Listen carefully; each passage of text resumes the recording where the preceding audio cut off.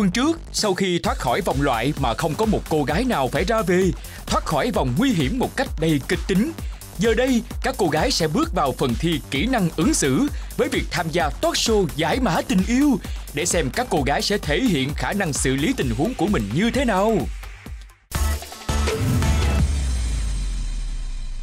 Xin chào quý vị khán giả và xin chào cả 8 nữ hoàng quyến rũ của chúng ta. Chào vui vậy thôi chứ thực ra cũng đang hồi hộp lắm, tại vì chúng ta sắp sửa bước vào một vòng thi tiếp theo cũng khá là căng thẳng. Quý vị chắc đã rất quen thuộc với một chương trình trên kênh HTV7, đó là chương trình Giải mã tình yêu. Và ngày hôm nay trong chương trình Nữ hoàng quyến rũ, chúng ta cũng có một phiên bản thu nhỏ của Giải mã tình yêu. Và với đối tượng chính không ai khác, chính là 8 cô gái xinh đẹp của chúng ta. Nhưng trước tiên hãy cùng chào đón những vị khách mời đến với Giải mã tình yêu phiên bản đặc biệt này. Hãy cùng chào đón nghệ sĩ ưu tú Mỹ Duyên. Và anh chàng gọi là được lời nhất, hời nhất trong vòng thi trước, diễn viên Hiếu Nguyễn. Vâng, và tôi Minh Đức thì cũng sẽ là một trong 3 giám khảo của vòng thi này. Các cô gái ấy sẽ bày tỏ quan điểm của mình trên một chủ đề vô cùng hấp dẫn, đó là ghen như thế nào khi có người thứ ba. Cái tên của chủ đề thì nghe cũng rất là có vẻ đáng sợ. Cách ghen hiệu quả khi người thứ ba hăm he xuất hiện giữa cuộc tình của mình. Các anh chị có bao giờ rơi vào cảm giác là mình cũng cảm thấy bất an, cảm thấy ghen, đang đứng trước một nguy cơ bị một đối thủ khác nó giành mất chưa? Dĩ nhiên theo từng tình huống mà mình xử lý thôi. Là xử lý làm sao mà mình thấy là mình một là tiến, hai là lui, chứ không có thể đứng giữa chừng hai chân kiểu đó được. Thường là các anh hay làm gì lắm. Mình sẽ phải xử lý làm sao mà cho nó tốt cho mình, và rút lui làm sao mà mình giữ được cái thể diện của mình. Và bản thân của em có một cái rất là, em nghĩ là nó cũng là một cái tốt, cũng là một cái xấu. Đôi khi ấy, người ta đang thích bản thân mình rất là nhiều, nhưng mà em dám nói một câu đó là anh không thể nào mà yêu em, hoặc là anh không thể tiến xa với em. Anh dám nói điều đó. Và bản thân đến ngày hôm nay vẫn cứ có thể nói trước tất cả mọi người là có những lúc em đã nói câu đó làm cho người ta tổn thương. Mặc dù là họ đã dành cho mình rất nhiều tình cảm, nhưng mình biết mình đã không đáp ứng được thì mình phải chặn đứng nó, để sau này lúc cô ấy đã nhận ra cái điều đó về sau ấy, thì cô sẽ còn tôn trọng em nhiều hơn.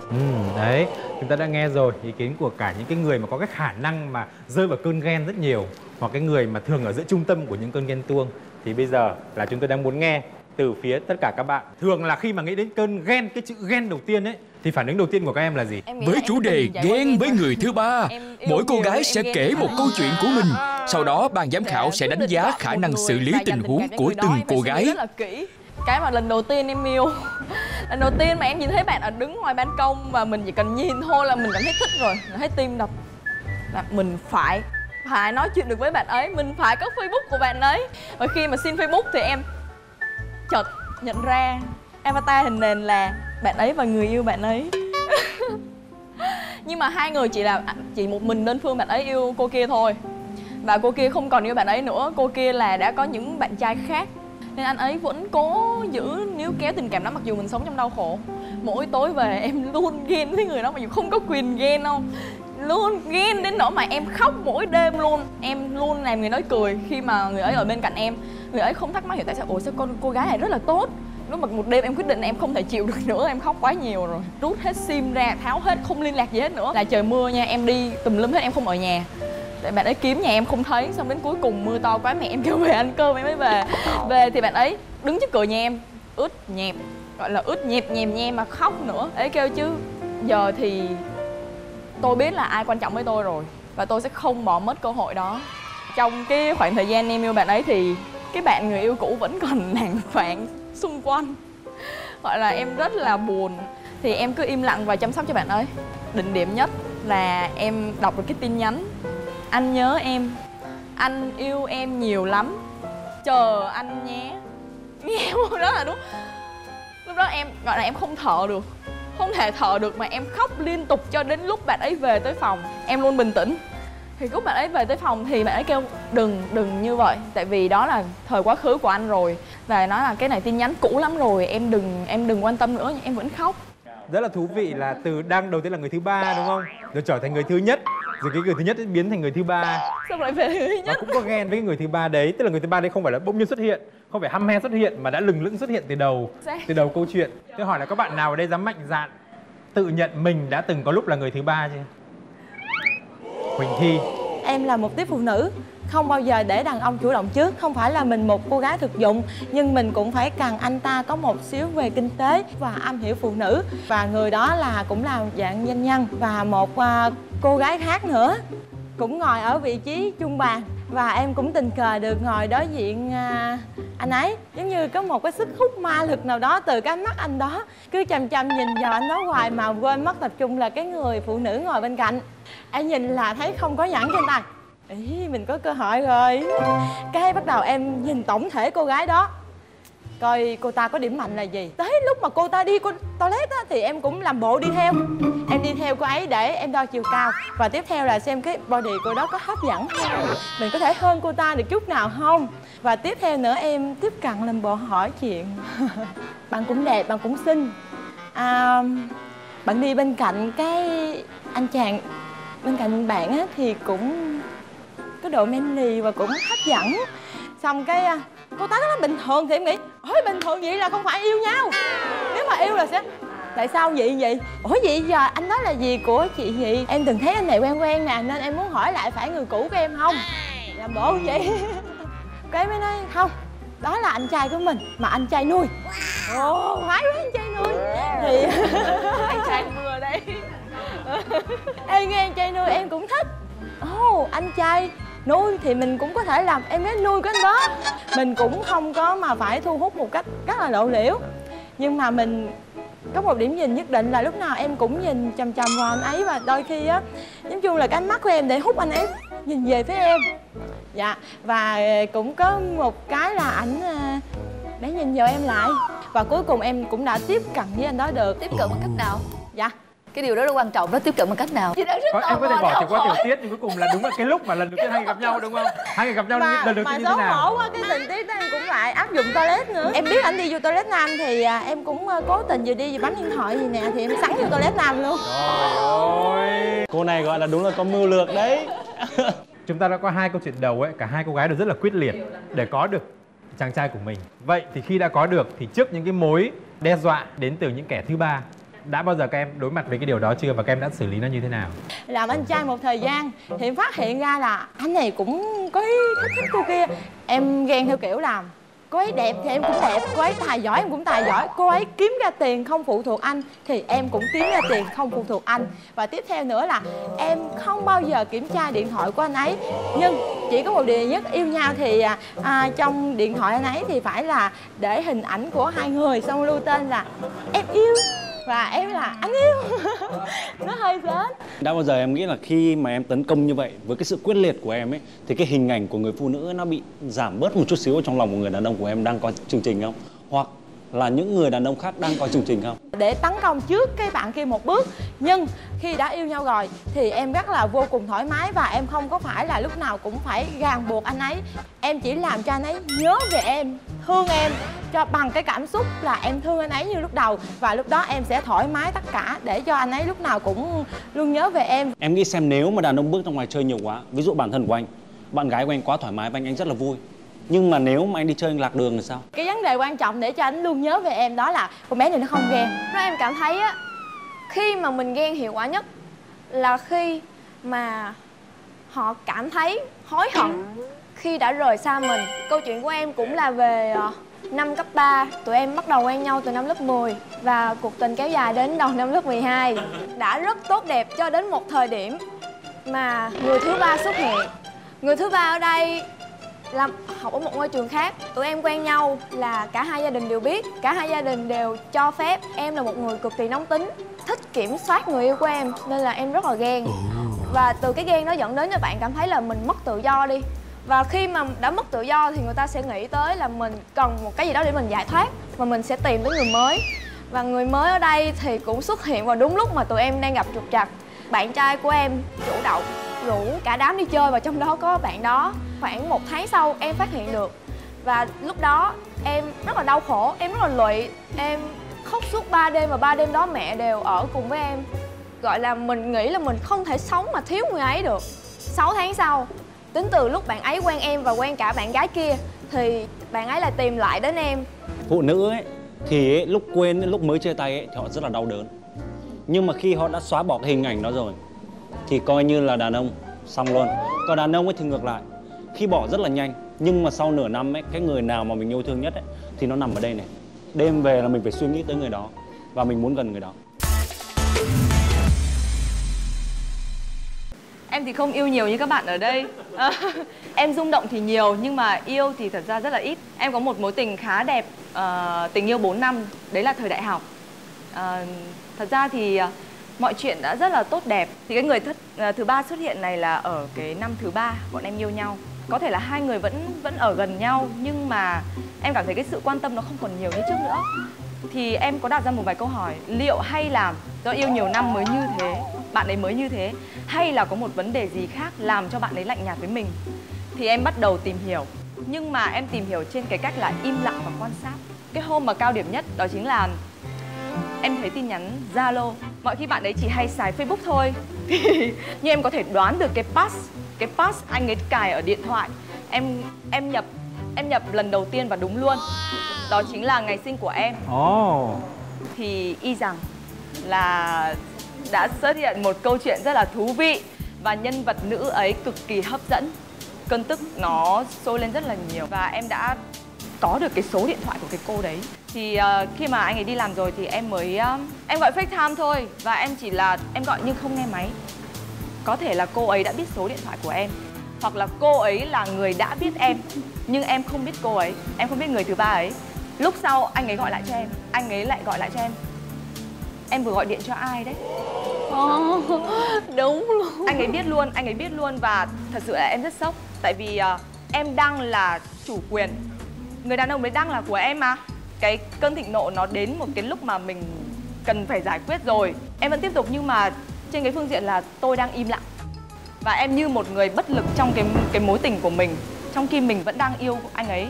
Thì em lại nhắn tin cho cô ta. Em không nhớ rõ được lúc đấy em nhắn những gì mà khiến cho hôm sau cô ta phải nhắn cho anh ấy rằng em sợ chị Thành quá, nếu anh muốn tốt cho em thì anh hãy buông tha em và quay trở về với chị ấy. Tóm lại thì của Thành là gì? Là khủng bố đối thủ bằng tin nhắn đúng không? Để cho đối thủ phải cảm thấy sợ hãi, choáng váng. Tại vì em nắm được cái thông tin về cô ấy là cô ấy vẫn còn đang đi học, mới là năm nhất đại học thôi.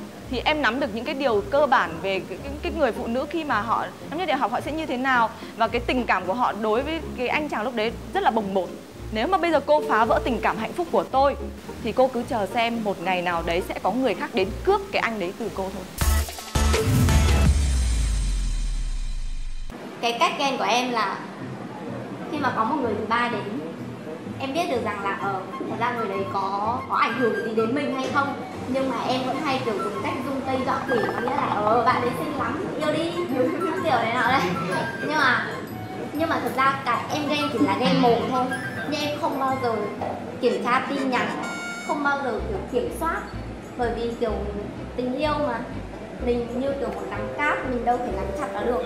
Từ trước đến giờ em cũng yêu khá là nhiều người, nhưng mà em nghĩ rằng bây giờ con gái thì rất là nhiều người xinh, cả những thế hệ sau họ càng xinh hơn.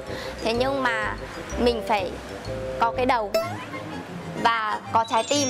Và đối với em có những nguyên tắc, và chính những nguyên tắc này phải làm cho cái người đàn ông phải theo em, và không bao giờ họ dám tự bước ra khỏi những nguyên tắc đấy. Thứ nhất, con người chỉ phụ thuộc với nhau hai thứ thôi. Một là tình cảm, hai là vật chất. Nếu mình không bị phụ thuộc bởi hai thứ đấy thì mình đã làm chủ cuộc đời mình rồi. Và khi mà mình không cần tiền, mình luôn có tiền. Khi mình không cần tình cảm, mình sẽ luôn có điều đấy. Em thì từ bé cho đến bây giờ em chưa bao giờ thích ai trước cả. Nhưng mà tất cả những người đàn ông mà đến với em phải có một cái sự chân thành. Tức là em phải nhìn thấy cái điều đấy, rằng là anh ta không cần thiết phải đẹp trai, không cần thiết phải giàu, không cần có cái gì hết, nhưng anh ta phải có sự chân thành. Và chỉ có sự chân thành mới được đền đáp bằng sự chân thành mà thôi. Và khi mà mình kiểu yêu thương người ta vô điều kiện, họ cũng sẽ yêu thương mình vô điều kiện. Khi mà có người thứ ba là mình nhờ em cho họ hết tất cả mọi thứ, bởi vì đấy là người đàn ông của em. Cho dù cả thế giới này quay lưng lại bạn ấy, em vẫn sẽ bảo vệ bạn ấy. Có vẻ em rất là tự tin và cái việc em có thể giữ được, nhưng mà chuyện đấy là không ai nói trước được cả.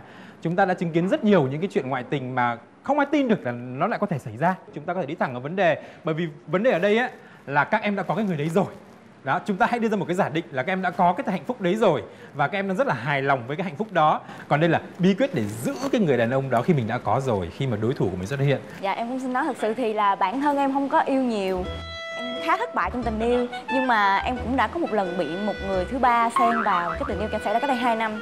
Thì cái cách em giữ thì lúc đó cũng hồn nhiên lắm, tức là em sẽ sử dụng những người bạn của mình và kể cả những đồng nghiệp của bạn ấy để em có thể kiểm soát được là anh ấy đang làm cái gì và em nhắc nhở anh ấy thông qua việc đó.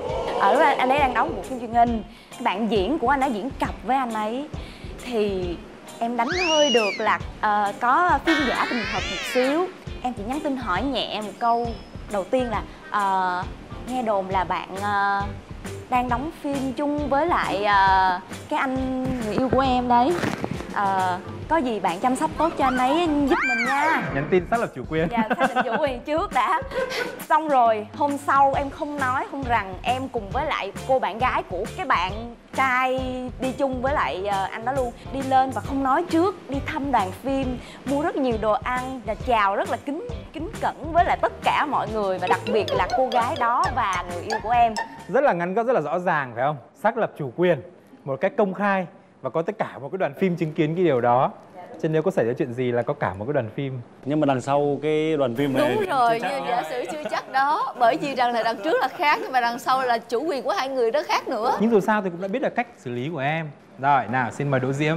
Thật ra thì em không có kinh nghiệm về tình yêu, em cũng không có kinh nghiệm sống nhiều. Em ngồi đây em lắng nghe các chị nói thì em mới biết được nhiều hơn mọi thứ trong tình yêu như thế nào. Thế em chưa từng yêu ai bao giờ? Tại vì em chưa bao giờ gặp cái trường hợp như thế này. Em chưa bao giờ gặp cái trường hợp người thứ ba xuất hiện, nên là em không biết phải giải quyết như thế nào. Nhưng mà theo cá nhân em nghĩ á, nếu mà người thứ ba mới vừa xuất hiện á, thì em sẽ xem lý do tại sao họ chen vào được cái cuộc tình của em. Tại sao em và người đàn ông của em lại bị mất cái liên kết đó. Thì em sẽ xem xét lại. Nếu mà cả hai người chỉ mới dừng ở cái mức vừa thôi á, thì em sẽ sửa đổi. Và em sẽ nói với lại cái người đàn ông của em để em thay đổi cái tình hình. Em sẽ giữ người đàn ông của em lại. Còn nếu mà người đàn ông của em và người thứ ba đã quá gắn kết với nhau, đã quá chặt chẽ với nhau, thì em sẽ lùi bước. Tại vì em nghĩ là người ta đến với nhau vì cái gì, người ta sẽ ra đi với nhau vì cái đó. Nếu lúc đấy em vẫn yêu anh ấy thì sao? Em yêu nhưng mà em không chấp nhận được cái chuyện mà người ta đã có tình cảm với người khác rồi. Rồi sau đó người ta sẽ có nhiều tình cảm khác nữa. Không phải là em muốn em là người duy nhất. Còn không được nữa thì thôi. Nhưng mà nếu ấy mai mốt ấy họ lại là chồng của em thì em sẽ như nào? Anh nói phần đông ấy, đàn ông là tham lam. Anh nói rất là thật và họ chỉ muốn thêm thôi. Xưa đến giờ nó là như vậy. Và hàng ngàn năm rồi mình rất là khó thay đổi. Thì em cũng chấp nhận đó là em phá tan hạnh phúc gia đình của em rồi. Em nghĩ nếu mà đã là chồng em chọn rất là kỹ. Em không bao giờ chấp nhận có một cái chuyện đó trong cái hạnh phúc của em hết. Và nếu có, em chấp nhận phá tan hạnh phúc đó. Thà là em phá tan hạnh phúc đó để sau này em được hạnh phúc, còn hơn là em ở lại để em chịu cái nỗi đau đó. Nãy giờ thì các bạn gái chia sẻ đây thì có nhiều cái quan điểm mang tính chất chiếm hữu, cũng là một quan điểm mà mình cũng rất là ủng hộ chuyện đó. Nhưng còn của em là quan điểm là em không chấp nhận cái chuyện đó, cho nên em không cần phải nghĩ giải pháp làm gì cả.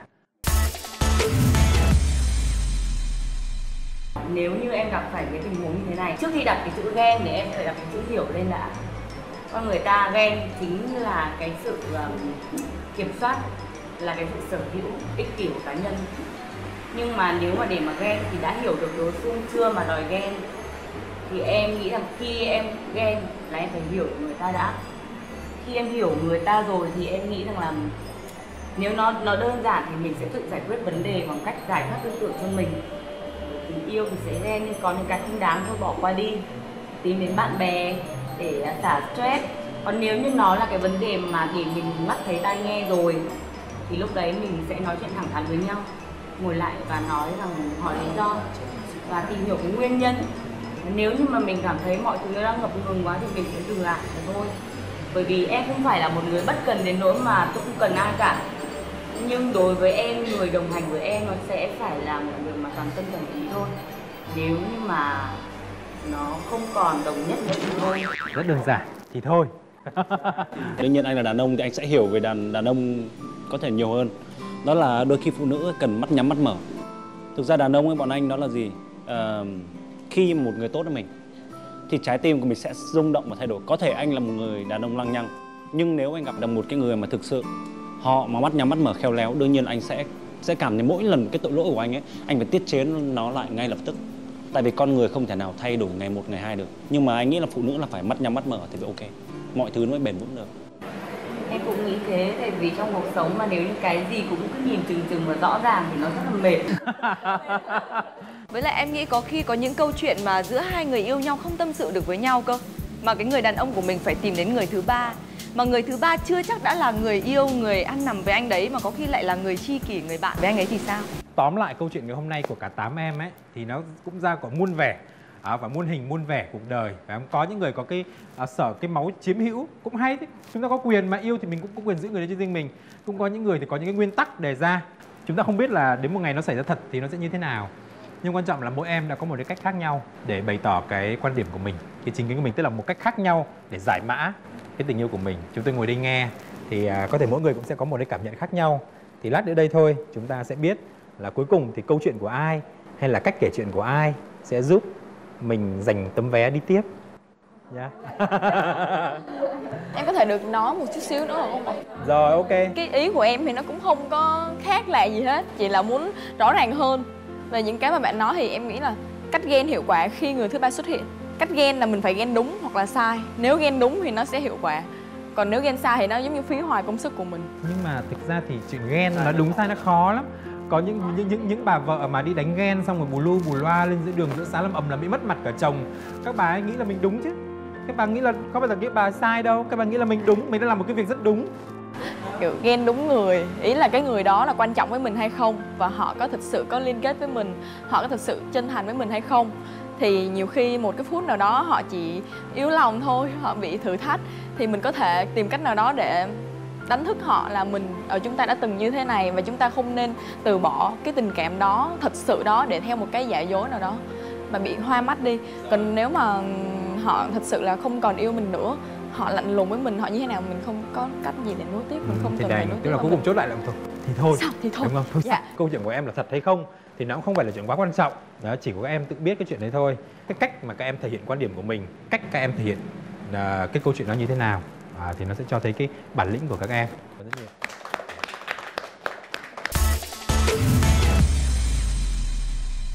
Với cái buổi nói chuyện ngày hôm nay ấy, thì bản thân của anh ấy là một người đàn ông, anh đã hiểu hơn rất là nhiều về chị em phụ nữ. Khi mà có một vấn đề xảy ra trong tình cảm, đó là có người thứ ba xuất hiện.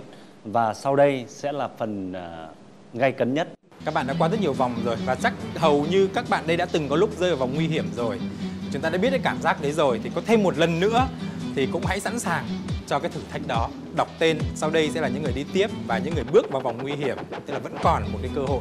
Và cơ hội sau này rất là thú vị, vì nó cũng sẽ cho thấy thêm một cái khả năng nữa của các em để các em có thể phát huy được khả năng ăn nói của mình, cái khả năng mà rất có thể là đến lúc nào đó trong các em sẽ có lúc dùng đến cái công việc này. Đó là công việc của một người dẫn chương trình. Trước tiên là xin mời hai bạn sau đây bước lên phía trên. Đó, đầu tiên là xin mời Kim Anh và Huyền Thạch. Xin mời bạn Huỳnh Thi, Thiếu Lan. Bước sang bên đây.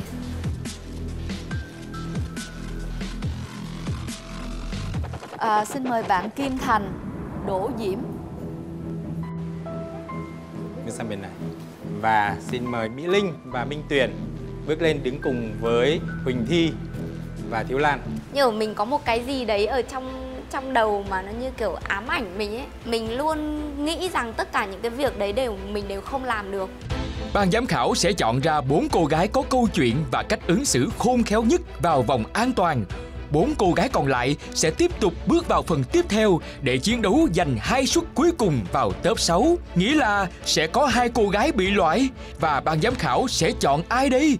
Từ những cái ngày đầu tiên, từ những thử thách thì lúc đó mình mỗi lần mà lọt vào top nguy hiểm mình cảm thấy lo lắng lắm. Mình cảm thấy càng nỗ lực nhiều hơn. Và nếu mình nghĩ lúc đó nếu mà gọi tên mình mà ra về là chắc sẽ bị đứng tim đó, sẽ bị cảm thấy là hồi hộp và chắc có lẽ sẽ sợ lắm. Nhưng mà ngày hôm nay khi mà Huỳnh Thi được gọi thì cảm thấy rất là bình thường. Mình bị loại thì mình cũng cảm thấy là một cái điều gì đó ngăn cản cái sự tỏa sáng của mình. Và bây giờ thì đã có 2 nhóm, trong này sẽ có một nhóm đi tiếp. Còn một nhóm ấy thì sẽ bước vào một cái phần thử thách. Run á, không thể nào không run được. Nhưng mà hít thở và có một cái kỹ năng hít thở nhỏ nhỏ là hít thở sao cho cái lần hít và lần thở nó kéo dài 4 giây và thấy rất là hiệu quả. Anh Đức sẽ nhường Hiếu Nguyễn công bố nhóm đi tiếp. Nhóm đi tiếp của ngày hôm nay đó chính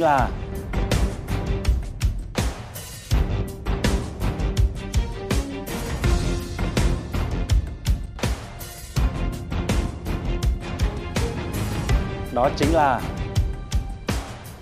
Đỗ Diễm, Kim Thành, Kim Anh và Huyền Thành.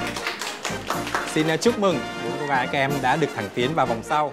Còn lại chúng ta có Huỳnh Thi, Thiếu Lan, Mỹ Linh. Với kết quả này, Huỳnh Thi rất bức xúc và không phục.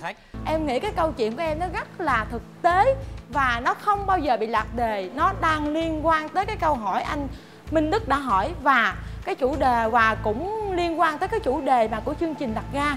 Thật sự á, khi ban giám khảo quyết định đưa em vào top 4, em cảm thấy không phục. Rơi vào nhóm nguy hiểm thì Lan thấy tại sao vậy? Tại sao mày tụt phong độ vậy? Bước vào vòng nguy hiểm này là một cái bước đẩy của Lan. Lan cảm thấy mình suy nghĩ khác đi.